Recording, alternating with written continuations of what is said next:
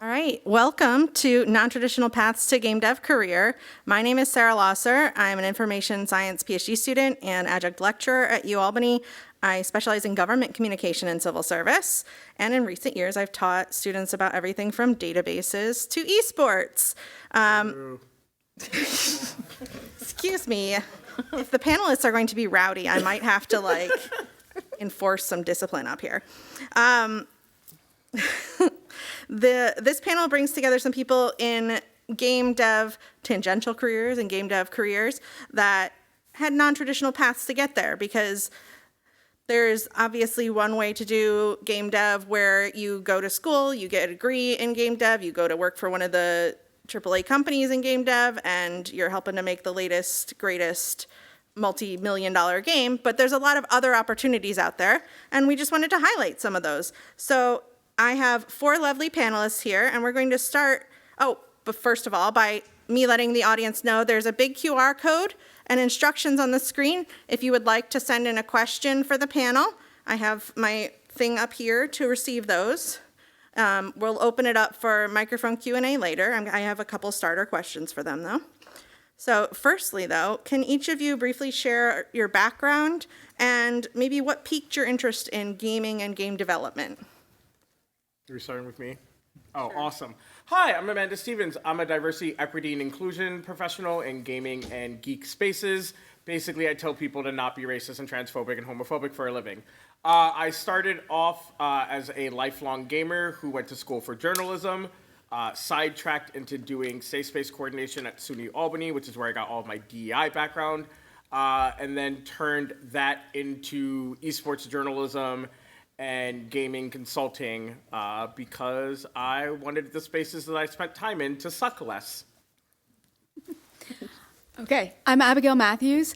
I'm an AR and VR developer. Right now I'm freelancing, and I'm mostly developing AR applications for people working in the field in infrastructure or utilities.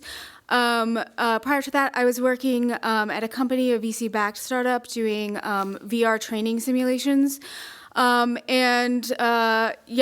But prior to that, I was in all sorts of spaces doing sculpture, film, web development, archaeology. So I have kind of a diverse background, just enjoy bringing all these things together and building XR experiences.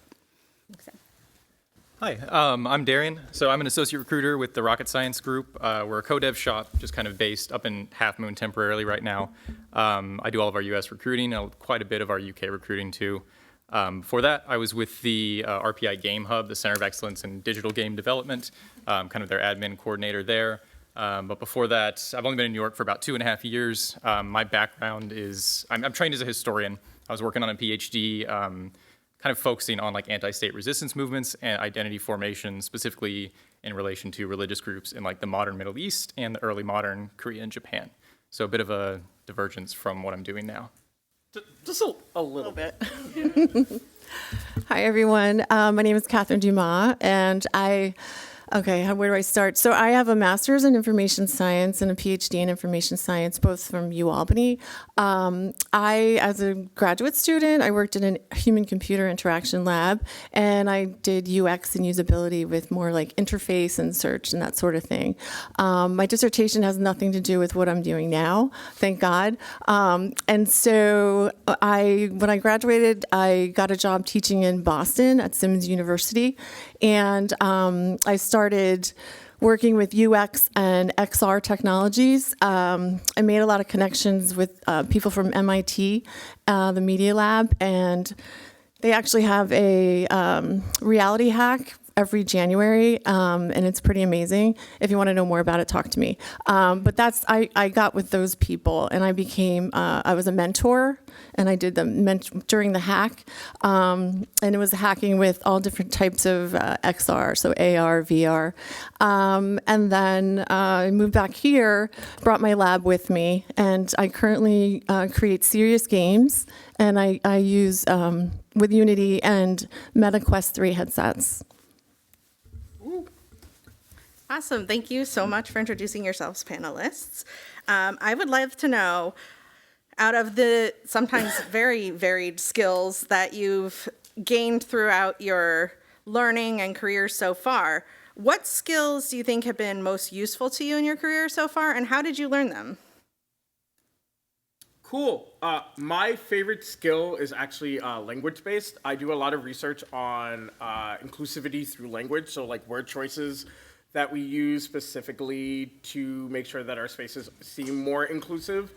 So like I never use the word experience when I'm looking to recruit or open up opportunities, because experience tends to make people feel like, oh, well, I haven't put a lot of time into this new skill that I want to learn, and so I'm probably least qualified than somebody else, which sometimes doesn't tend to be true. Just because you've done something longer doesn't mean you're better at it than someone that's done it for less time.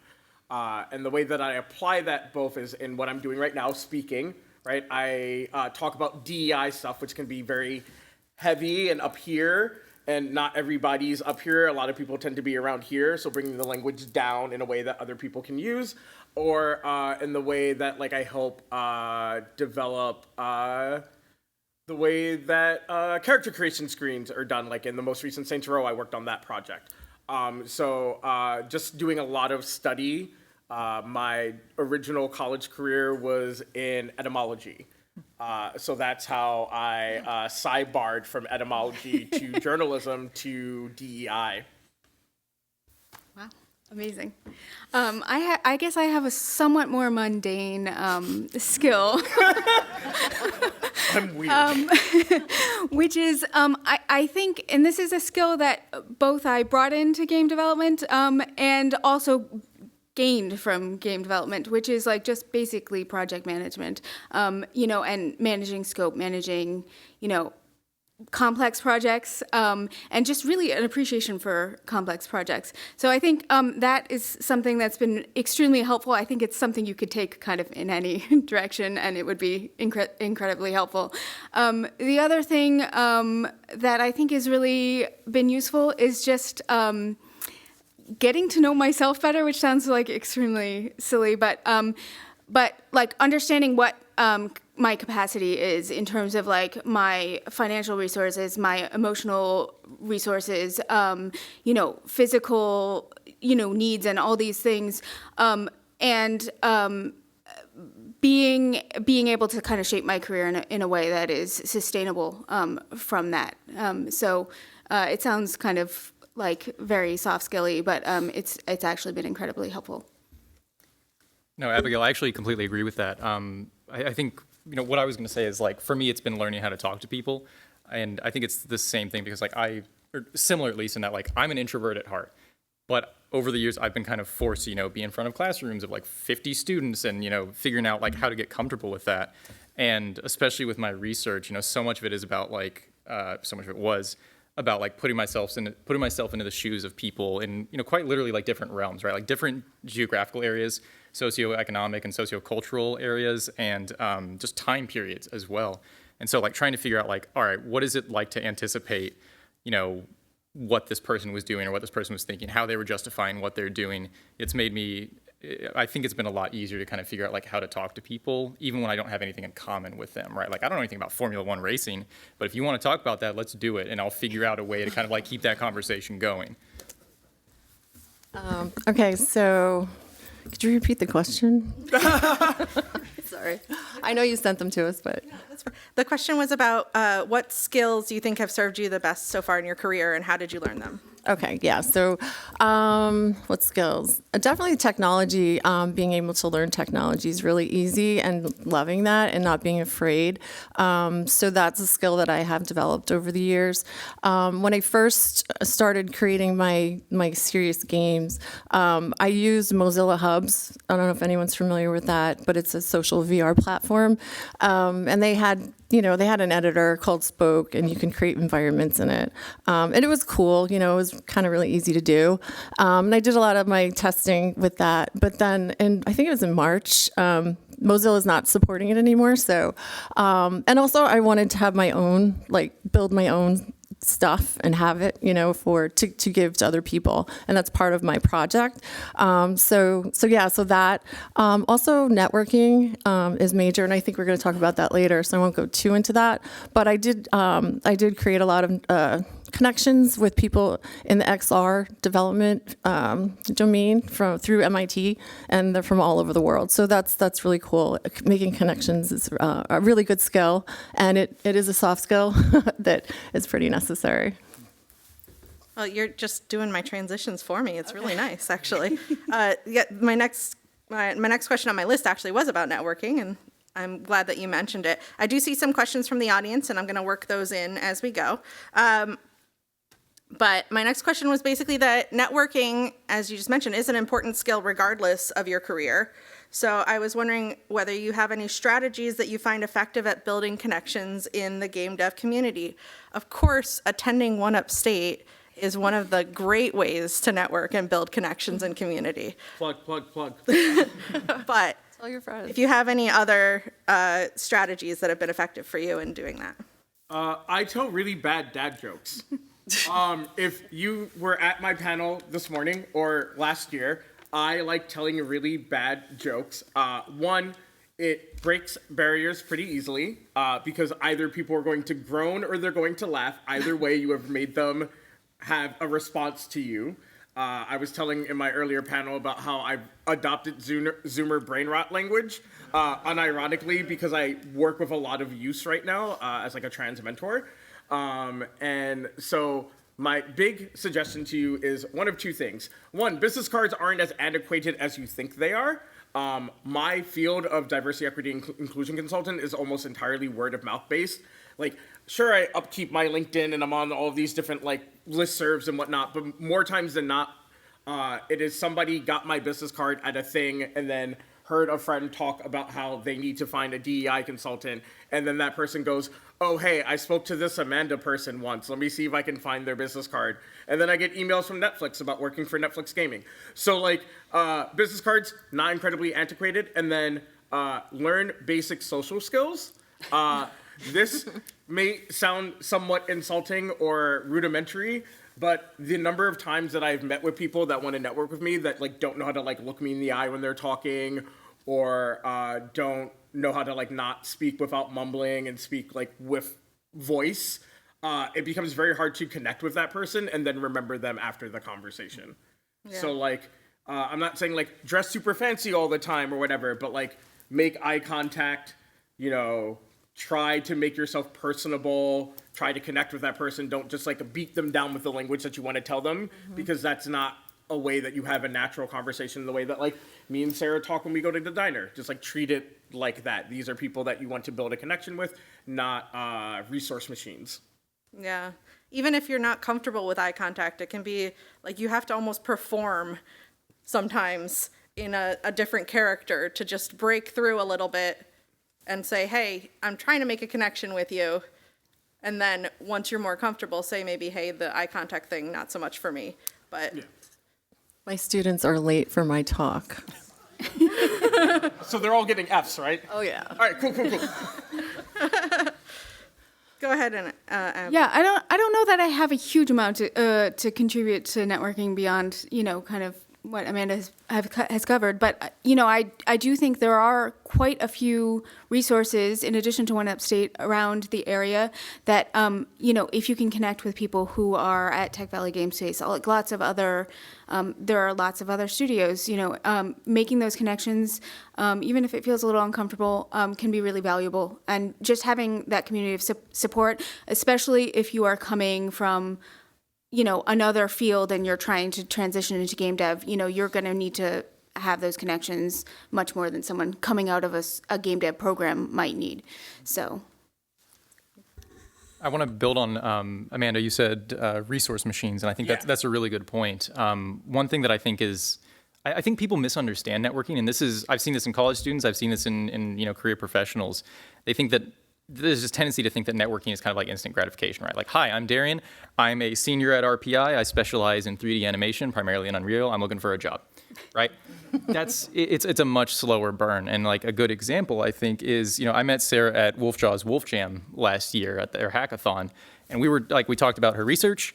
She gave me a general contractor, and I have the text that she sent me in my phone saved still. And so when she reached out and, you know, was like, hey, we're looking for someone for this panel, like we're looking to kind of fill this panel out. Yeah, I'm going to sign up because I want to help Sarah out. I want to help TVGS out. I want to help 1UpState out. And so networking is very much that kind of slow burn. It's the realization and kind of the understanding that, you may not get something out of this immediately, but it's not that you need to, it's that you're trying to build genuine connections with the people around you. And I think that kind of gets lost. Like, you can't really teach networking, you just have to kind of practice and, figure out what you have in common with people over time and how you kind of maximize on those strengths. I actually think of it as like building my people Pokedex. Like, you just kind of collect them a little bit, and then eventually you're like, oh, I need somebody that does this, and I got to send them out to battle on. Yeah. I need a grass type right now to go over and take care of my lawn. So let's go.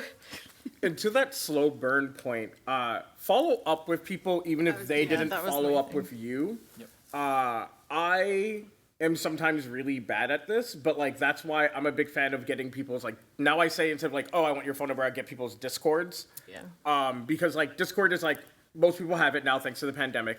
And it's very easy to be like, oh yeah, I met, Abigail at this thing.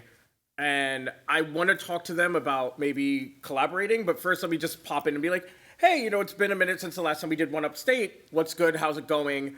You get that natural conversation going, and then you can then be like, oh, hey, so like, I remember you were talking about how you guys are working on a project and you weren't sure how to have inclusive language.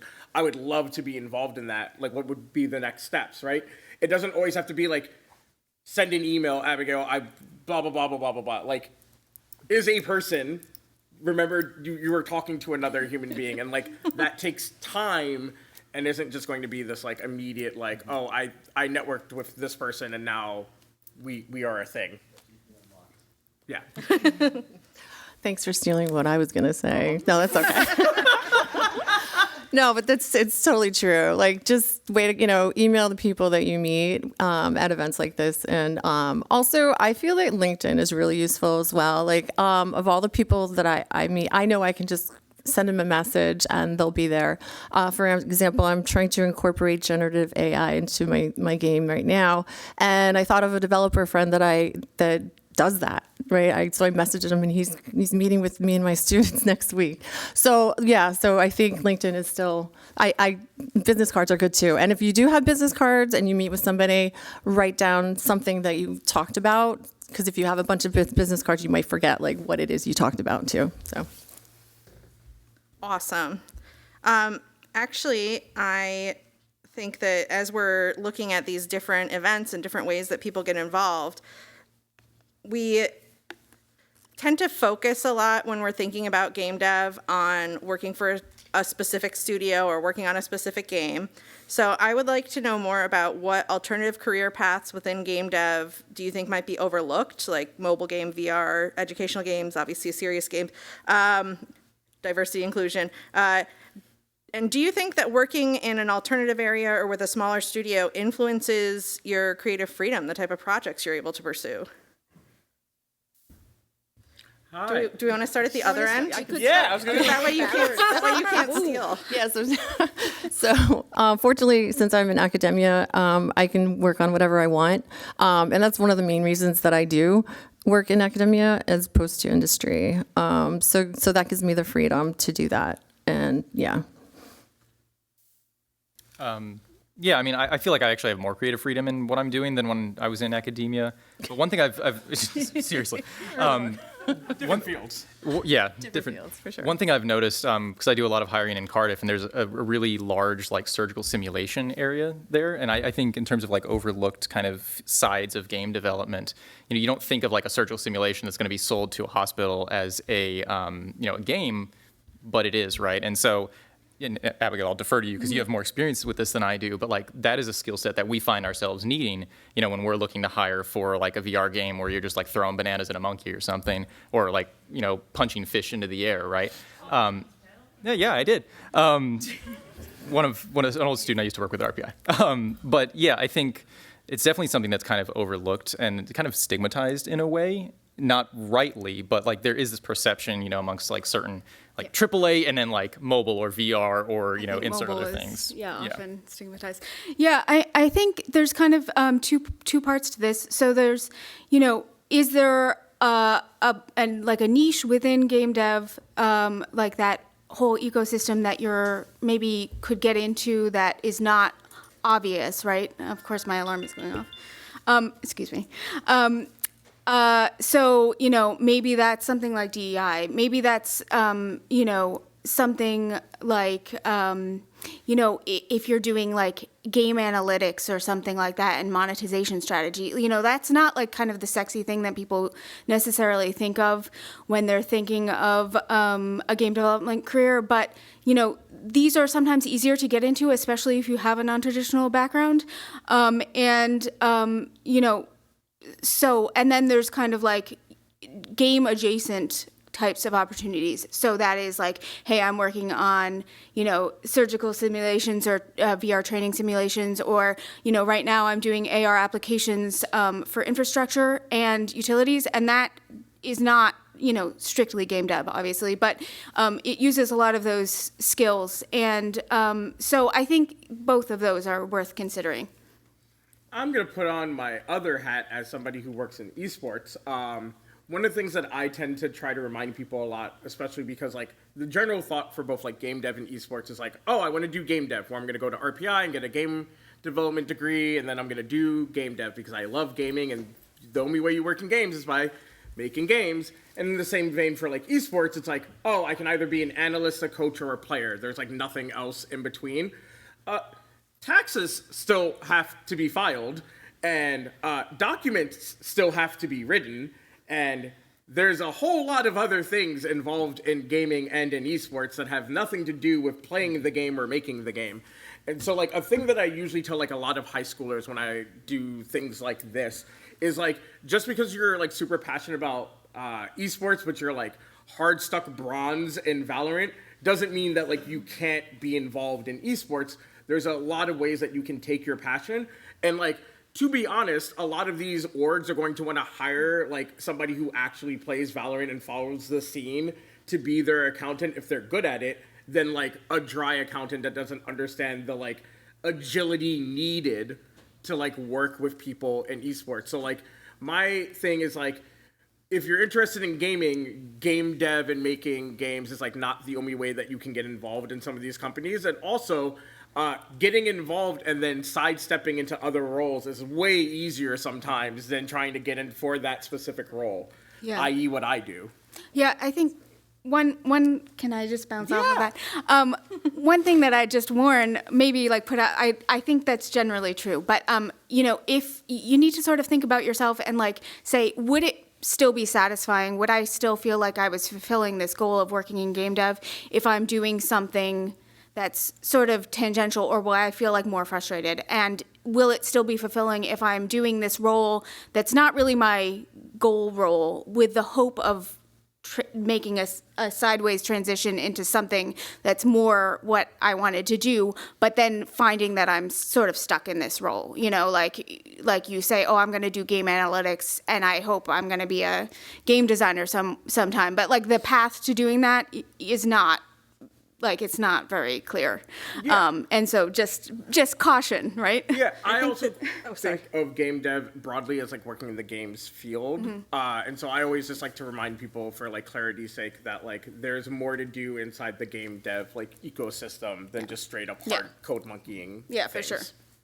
Yeah, the project management work that Abigail talked about earlier is hugely important in all sorts of software development and very hard to recruit for a lot of times. Yeah, I mean, the producers and project managers on our team in the VR company I worked at were like extremely skilled and What? No, sorry. Yeah. So you started to touch on this, but this is one of our audience questions. What would you recommend as first steps for someone who's passionate about gaming but has struggled to fit in an academic environment? Ooh. Well, we have two academics over here. Let's see. I would say come to UAlbany because we're going to have a game design undergrad degree and a master's degree rolling out in fall 25. But if you're not interested in the traditional academic, I would say go to hackathons, go to like game jams. I mentioned MIT Reality Hack. It's It's amazing. Even if you don't know anything about creating anything, you will learn, and you end up like on a team, and you get to like build something. So I would say definitely get experience at like any kind of hackathon. That'll give you confidence. Oh. Yeah, so shameless plug. So Wolf Jam is actually being run by Wolf Jaw. It's a local gaming company. Probably you all know about it. Actually, Abigail and I met last year. We were on a team together.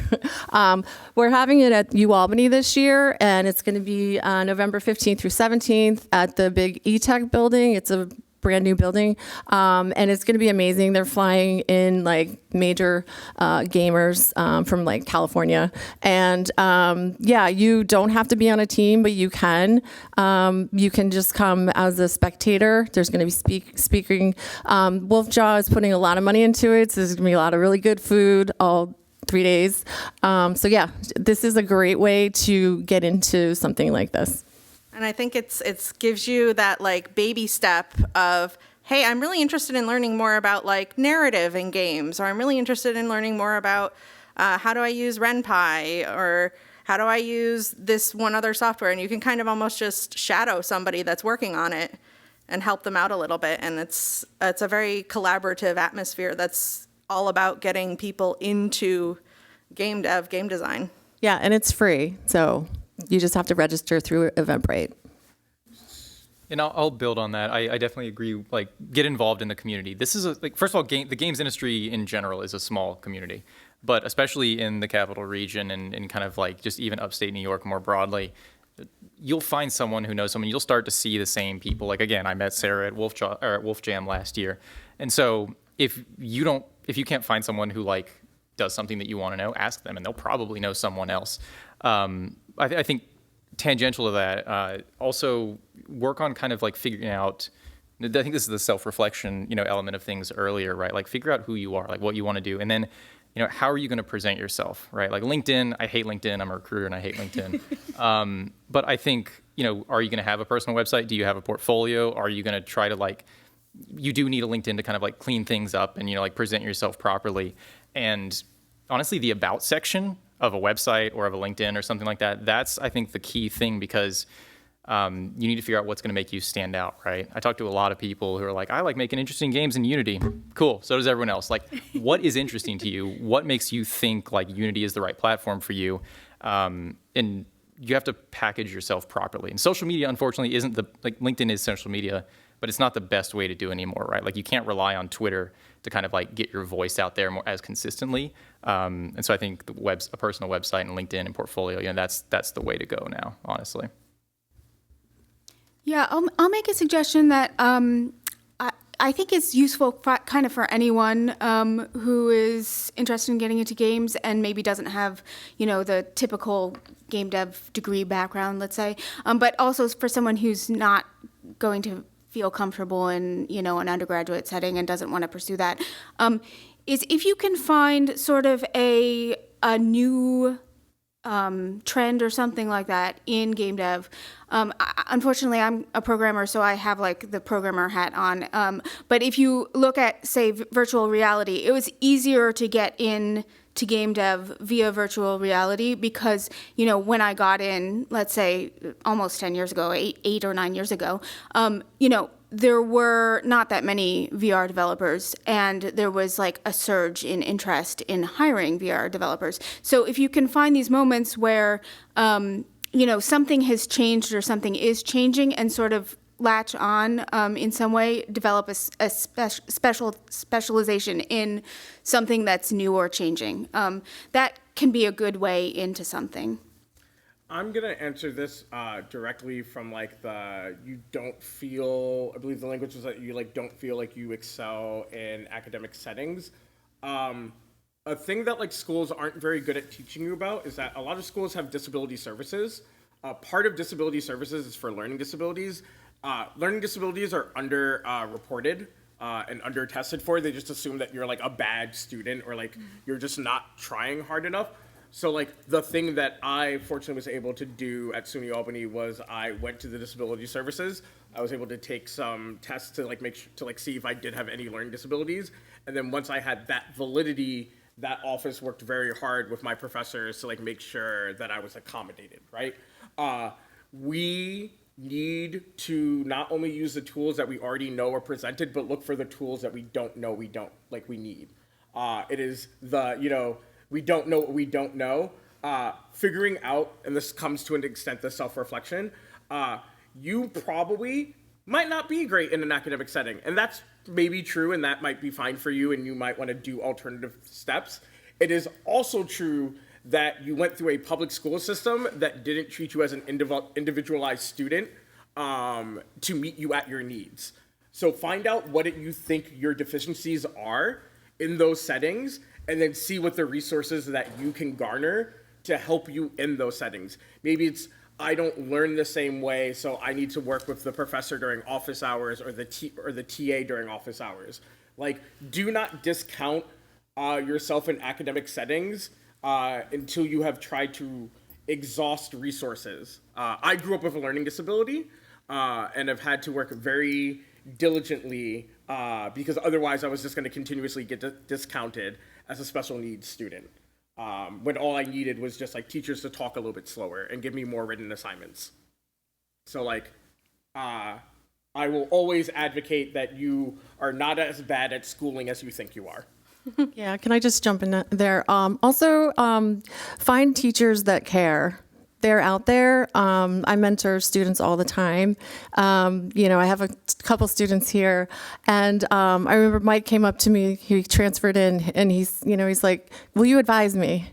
And I'm like, "Yeah." And so he's in my lab now. And so just there are teachers out there that will help you. While we're talking about finding kind of like alternatives and accommodations and things like that, what do you think might be a good way for people to try to network if you can't meet in person? And we know that like events like this help a lot, but this person also wanted to know, should you just message people on LinkedIn? Yes. Yes, absolutely. Yeah. I'll like tell a personal story that's like about this. So I worked with Netflix Gaming. I can finally say that because my NDA expired 3 weeks ago. The way that happened is my point of contact at Netflix knew a friend of mine, Dom, and had been just like casually talking.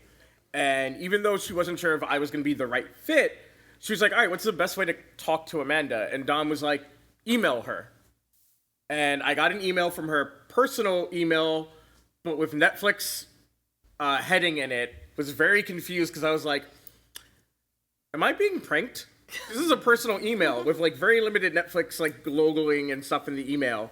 But like if she just like waited to figure it out, I probably wouldn't have gotten the gig because she would have put a regular job call out.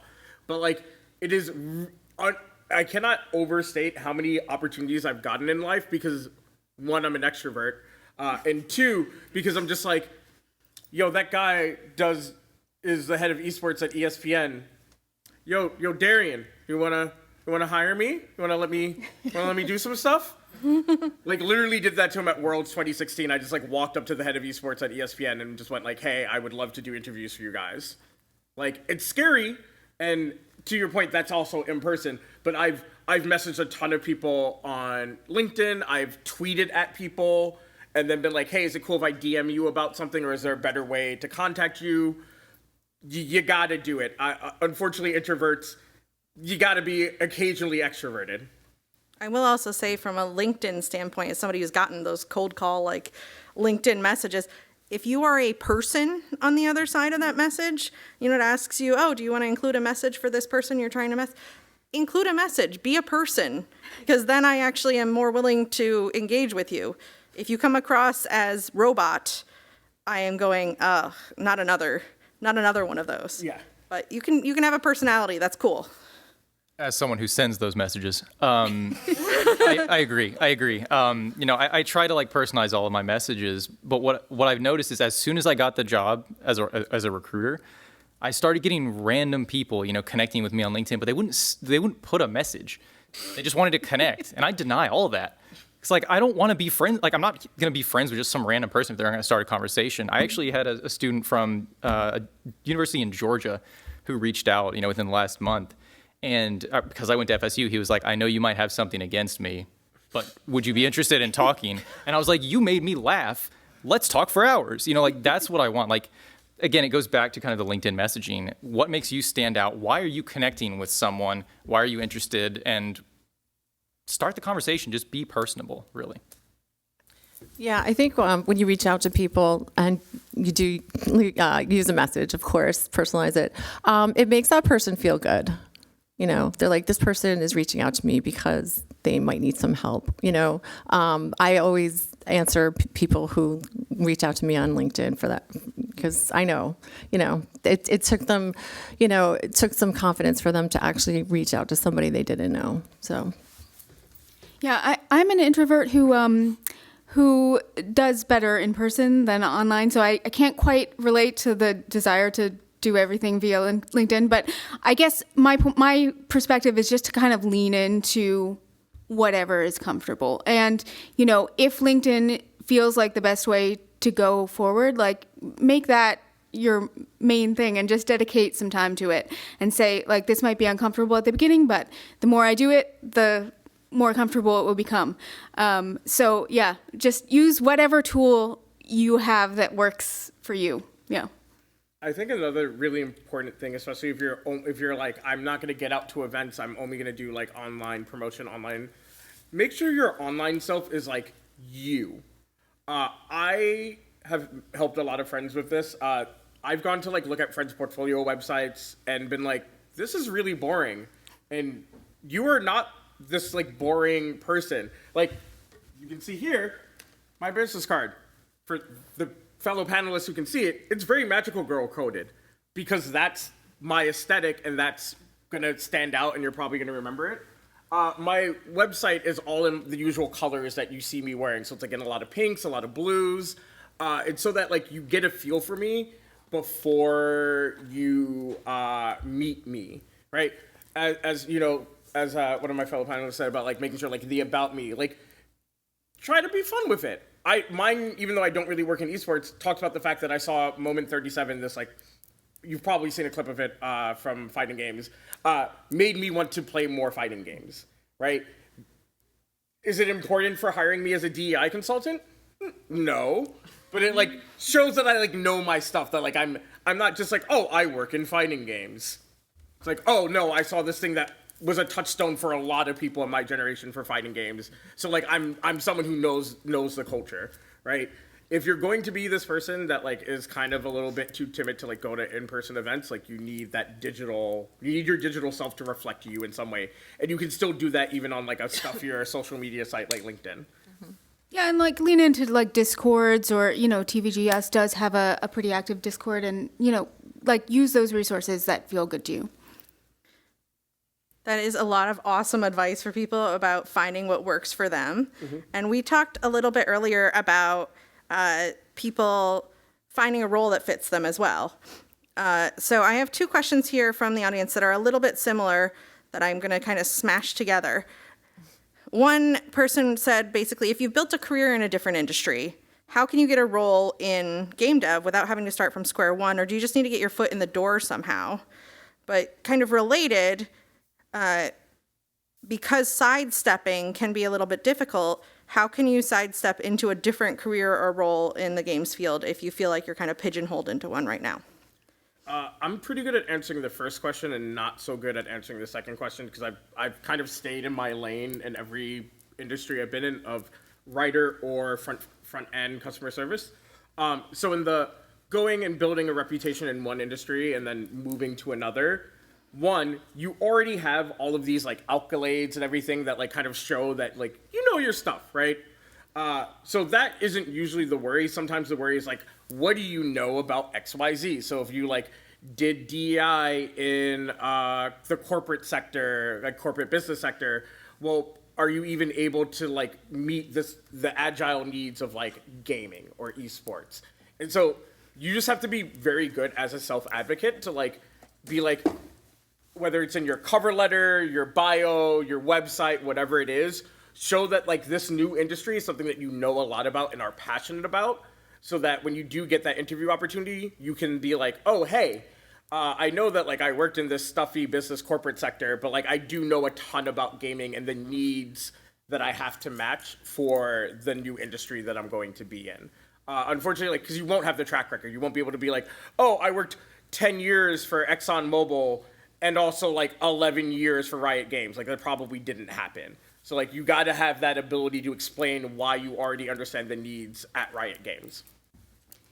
Yeah, I think this is a question with not the easiest and most satisfying answer, unfortunately.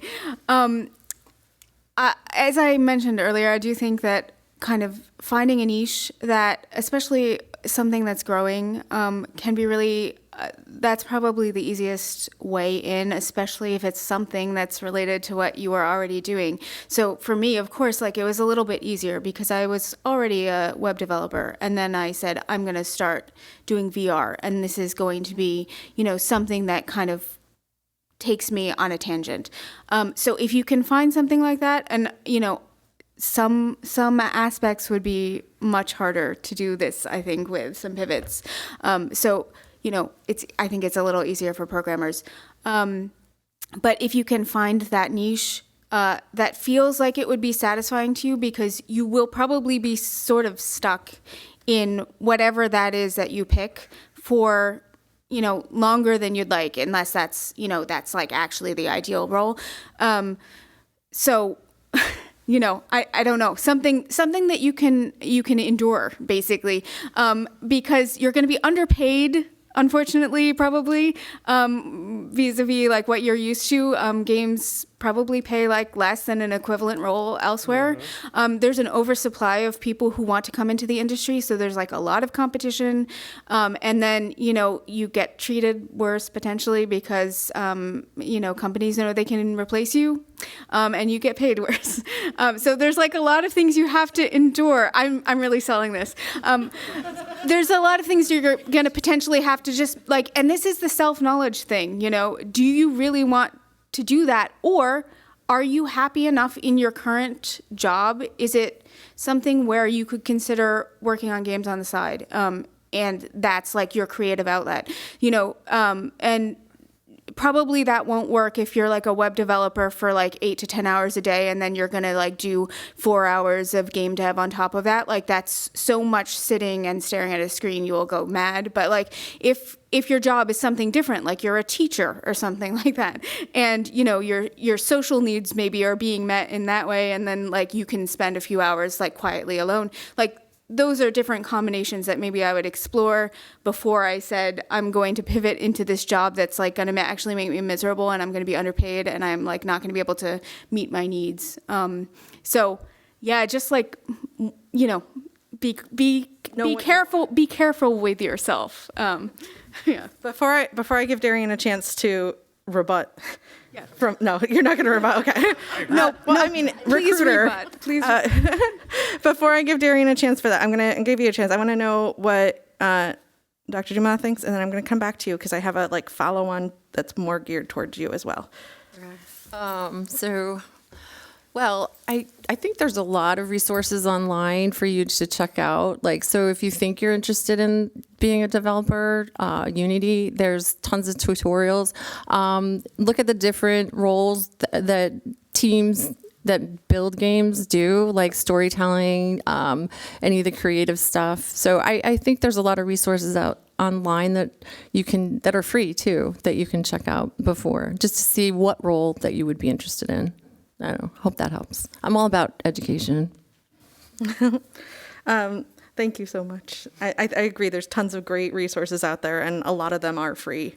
And one of the nice things that I think has changed about the tech industry, or was always kind of a little bit true about the tech industry, is that it doesn't necessarily matter if you have degree from University X in field Y. If you can do the work, you can do the work in a lot of places in the tech industry. So here's the follow-on for you as you're thinking about how to respond to this question. Somebody asked about, they're assuming that you get a flood of resumes coming your way whenever there's a position that opens up in light of current state of the industry and how things are shaking down. How do you deal with that? And maybe tell us a little bit about what makes somebody stand out, or what sort of things would you be looking for as a recruiter? Oh boy, how do I deal with that? There are PG answers and there are non-PG answers. Are you ready for the joke answer? Because I have a good joke answer for you. Is you just take half of them and you toss them and you say you don't want somebody who's unlucky. There you go. Really quickly, before I get to that, I want to just acknowledge, like, I agree with everything that's been said about, kind of like, getting into the industry. And I think it's especially, Abigail, your point about like finding that overlap. And I think it's viewing things as stepping stones. 3 years ago, I was researching Islam and Buddhism and like comparative religious ethics. And then I moved up here. The reason I got my job at RPI was because my cover letter, I used to teach a film class. And in my cover letter, I made a joke about Karl Marx because we used to teach Marx in like relation to film. And the director of the program gave me the interview because of that specifically. And so at that point, I was tangential to games, right? So I'd gone from like researching comics and films, those are my side gigs, and into games. And then in that job, I was doing a lot of community outreach. So I met the people at Rocket Science and I kept bugging them nonstop. And I was like, hey, I want to get into production. They're like, we don't have a production job, but we're looking for a recruiter. And I was like, sign me up, but I don't want to be a recruiter, like full time. They know this. And so like, this is kind of the sidestepping part of that question, right? Like I'm still working on that. And you really do have to be an advocate for yourself over time. It's tough, at a certain point you have to decide, like, is it, again, Abigail, exactly like you were saying, like, can I stomach this? Or do I just need to do something else, get out, and then kind of like build games on the side or whatever? That's a decision only you can make, but you really have to push for yourself. And if you ever feel like someone's not, if they're not supporting you, get out, and do what you've got to do to kind of work your way back in. But you've got to take care of yourself first, and you have to make sure you're getting a paycheck. And it doesn't matter where that paycheck's coming from at the end of the day. About resumes, yes. Like I sent a job live on Wednesday or Thursday, and overnight, the first night I got like 30 resumes. Last night I got 130. So this morning I actually spent like 2 hours going through resumes. It depends on the role in terms of what makes you stand out. Actually, I probably don't look at things a lot like other recruiters, which I'm proud of. I like seeing color. Actually, I see the same resume templates over and over. And so just a little pop of color, like your last name in like a deep red or a deep blue, not like bright pink. If it clashes with white, there are accessibility issues in terms of like visibility, if it's on a white background. But I think something as simple as that can work, or just honestly like the templates that like stand out a little bit. But in terms of tech, it's very niche. I'm always happy to have that conversation if people want to find me on LinkedIn and reach out, send a message, actually, not just a blind connect request. I'm always happy to talk about CVs and kind of like work through things individually. So just putting that out there too. I don't know if that's a satisfactory answer, but it depends. On that topic real quick, for those of you that may not be graphically inclined, there's a lot of free websites that do colored palettes. You can just play with the palette wheel a ton until you find like a palette that you like. And when you find a palette that you like, just use that ad nauseum. I know that like tends to be programmers are not always the most like color enthusiasts, but finding like a good palette that then sticks is like immediate branding for yourself. Like I said, all my stuff is Magical Girl themed, and now people like when they say blue and pink and like yellow, they assume that's like what I like. It's mine. Somebody did ask if they could come take a Magical Girl business card at the end, and they're up here for you if you'd like. Just so you know, you need to. They need to turn on the mic if you want to ask a question in person here. Okay. 1 second. Just to your point about color, like having a palette tends to make it stand out a bit more when I look at resumes. All right, so you said you'd like remember a resume if they had something as simple as like a little bit of color on their last name. What if you made like a whole animated background for your resume? Would you like be like, all right, this one, or would you just be like, he's trying too hard, or anything in between? I'd probably be like, all right, this one, but then I'd still schedule a call. I'm going to be honest with you. I've had, we don't ask for cover letters, for example, and I think this is kind of a similar point, but I'll get people who will, write cover letters, and I will schedule a call with all of them, even if they're not the right fit for the job, because they've put the time in, right? I think cover letters are a way to discriminate in general, so I don't like them. It assumes you have a certain level of like writing knowledge that not everyone is has that opportunity to get. But yeah, I'll have a conversation. I think in general, though, I'm probably the exception in that, like, I am open to just talking to people. Got to keep it tame. You know, I've seen some that are like black backgrounds with like that, what is it, like that 98 DOS like text. Yeah, that's miserable to read. And so don't do that. To that point, there was a guy who was like used to be a PAX reporter. So like I saw him at every PAX for like 5 years. And he had these like silver dollar shaped business cards. And it's like, cool, you remember, you're like, oh man, this is unique. And then you realize you have nowhere to put it. Because it doesn't fit in your wallet, it doesn't fit in your business card case, it doesn't hold well to like putting in your pocket or whatever. Sometimes going outside of the norm can be a bit too much. All right. Yeah, you still have to know the language that your target job speaks, right? You Like, still if have to you're be in the looking same for an planet. animation job, an animated backdrop for your resume is probably like Pretty clutch. cool, yeah. But like if you were sending it to me for like a project management role, What are you doing here? I might be like, oh, that's kind of cute, but it might not stick out to me in the same way. So like, be mindful of the audience you're sending your resume to at all times. So if I'm understanding this right, it's more about effort than template, but don't ignore the template. It's there for a reason. Yeah. Excellent summary. Yeah. Thank you. No problem. So we've got a couple minutes left. Has it flown by? Or do you feel like... Yeah. Okay, cool, good. We're good. We have a couple minutes left. I have a couple questions left here. And I don't know that I'm going to be able to get to quite all of them, but somebody would like to know more about how do you counter struggles in time, like balancing time efficiency, working on side projects and your main work. And you talked about that a little bit, Abigail, but I think that is probably a struggle, especially if you're trying to break into something new. So do you have any tips about doing that, about balancing? Anybody, not just you. Sorry, I didn't want to put the spotlight. Here, Abigail, have a giant spotlight. No, but yes. What do you guys have for tips about that? Well, I'll talk some more, but I think if your job currently is different enough from game dev, then this becomes more viable. But you know, the closer your job is to the game dev, you're gonna probably need to be very gentle with yourself in terms of like time allocated, and maybe taking that time on the weekends, something like that, instead of trying to do it all either before or after work, just so you don't drive yourself and physically also into the ground. I'm super militant about my time, which might come as a shock because some of my friends know that I have a really bad sleep schedule. I have specific days dedicated to specific things. So job hunting is Monday and Thursday. Tuesday and Wednesday is self-projects, whatever that may be, whether it's working on my poetry book, working on something I'm consulting on. Friday is a no-work day. It's pretty non-negotiable. Even when I get jobs, I tell them I don't work Fridays. So my best thing is that you don't have to become a time management girly and like become like one of those calendar people, but you have to accept that if you're going to work a job and a side hustle, there are only so many usable hours in the day. You do not have a time turner.